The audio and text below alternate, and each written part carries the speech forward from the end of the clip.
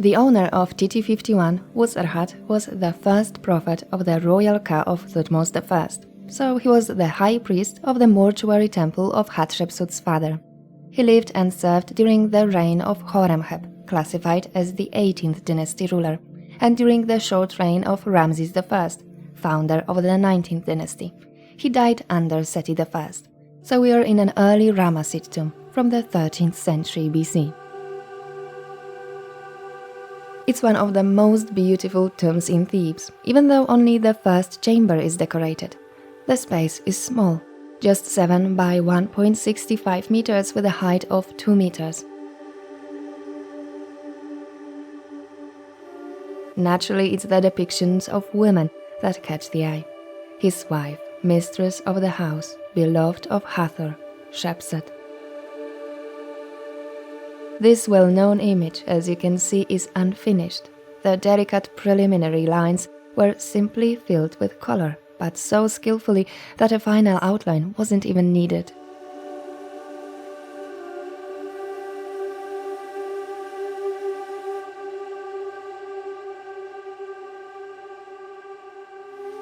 Wuserhat pours incense oil on the pile of offerings. This is a family offering to Osiris. Behind him stands his wife holding a stalk of papyrus.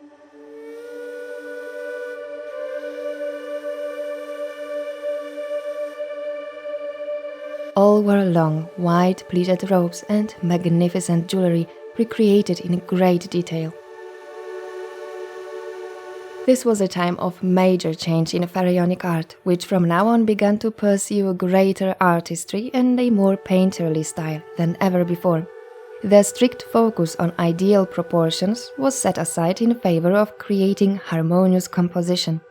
Post-Amarna art largely broke away from the rigid rules of the traditional Egyptian canon, rules that would only return later, during the late period, when with particular sentiment, glorious past times were referred to, especially the Pyramid Age.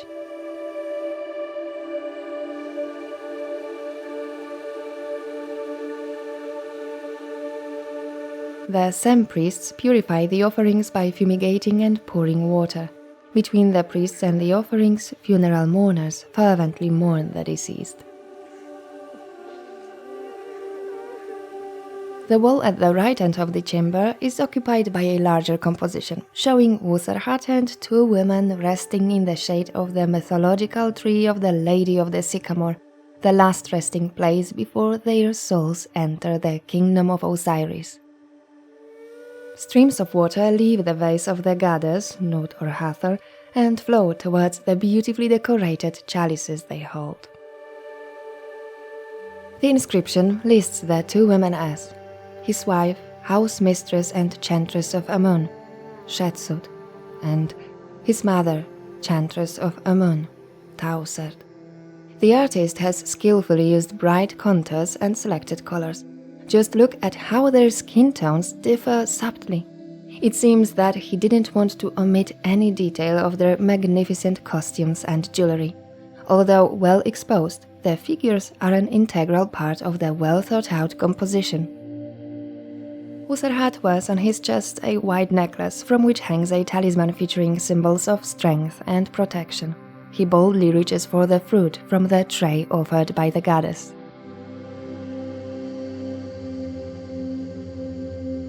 The artist devoted a lot of time to this scene. The details are amazing. Among the fruit and leaves of the tree, we see several beautifully painted birds.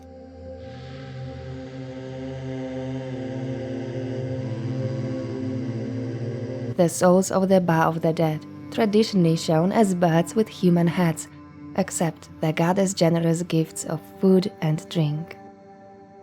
The damage is caused by a clumsy attempt to cut out fragments by thieves. Thanks to old detailed illustrations from the 1920s, we know that the paintings on this wall were almost intact when they were discovered in 1903. Thieves cut large chunks of plaster from the walls and then chiseled out the eyes of most of the paintings. Only in the 1940s, some of the damage was repaired, some wasn't. Today, the walls are covered with protective glass.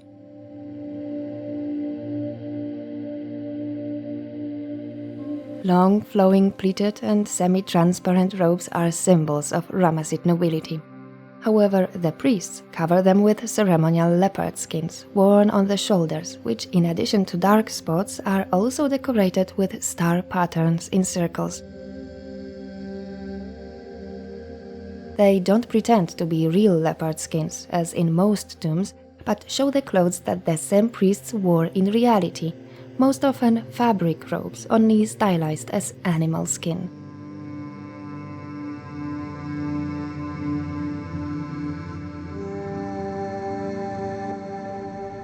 Wuserhat boasts here of his distinguished lineage, mentioning among others the vizier of Thutmose I, Imhotep, as one of his ancestors.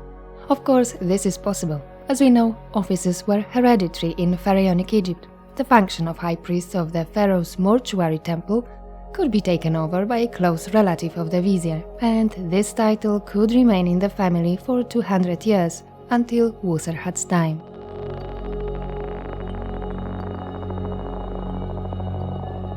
As in the Thutmosid tombs, the ceiling is adorned with a motif of colorfully ornamented mats, with which the Egyptians decorated the ceilings of their homes.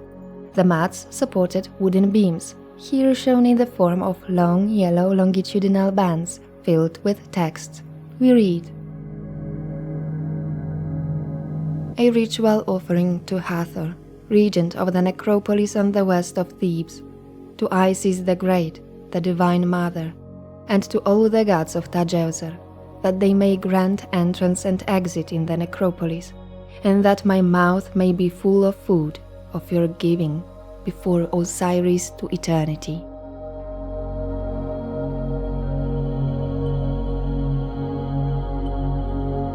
The priest's tomb cannot lack divine images, especially the god of the dead, in which Wuserhat planned to be reborn after death. Around the throne of Osiris sits the tribunal of 42 minor gods, known from the Book of the Dead, called the Assessors of Maat. Before them, the deceased will make a so-called negative confession. Scene of the judgment of Osiris, weighing Wuserhat's sins. On the scales, instead of a heart, we see a tiny image of the deceased. It's quite unusual. The falcon-headed group in the so-called Henu ritual pose represents the souls of Pa, the prehistoric rulers of the city of Buto in the Nile Delta. The jackal-headed figures are the souls of the first rulers of Nekhen, that is Hierakonpolis, in Upper Egypt. The invocation of the souls of the great ancestors is one of many royal funeral customs adopted by Theban nobles.